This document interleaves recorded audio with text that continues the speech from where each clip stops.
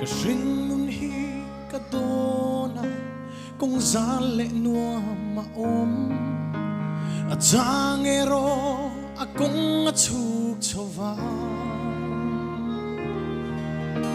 ma seheng hunzong hian mo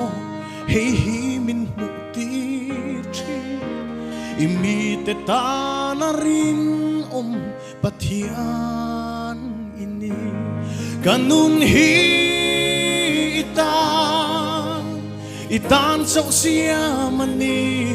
chu ngay chu ka lut per fo trina kan ni ting hun hi itan thiang lim fo se i hruai theihin omi la a tha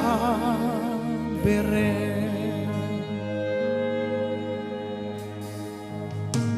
i chen chil hi ka dil chi i hruai ka dil chin che ka tharau hian a tha hlel ve thina ma se shiat lo kar hian mo ka lat le chin che a ka lo se phak lo le chi i o moi hi kanun hi itan sau sia mani chu ngay chu ka lut per fo trina kan ni ting hun hi itan thiang lim fo se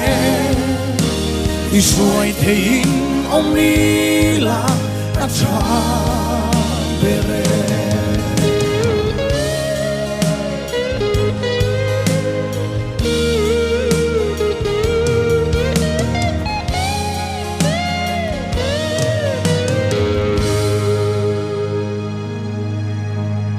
malam hun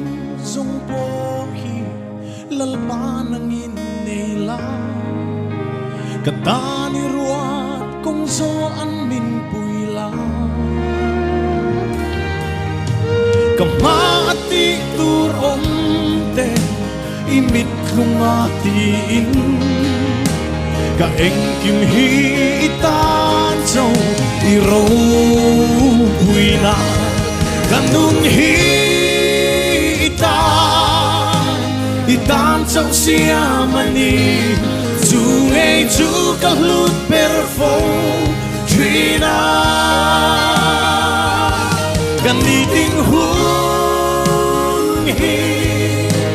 itan thiang lim fo se i hruai theihin omi la a tha bere kanun hi itan sau sia mani chu ngay chu ka lut per fo trina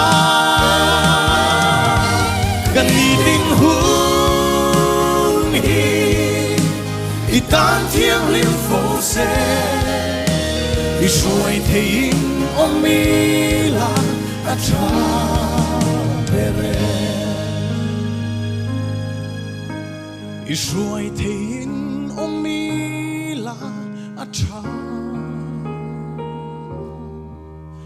bere. Hallelujah lalpa ro piro se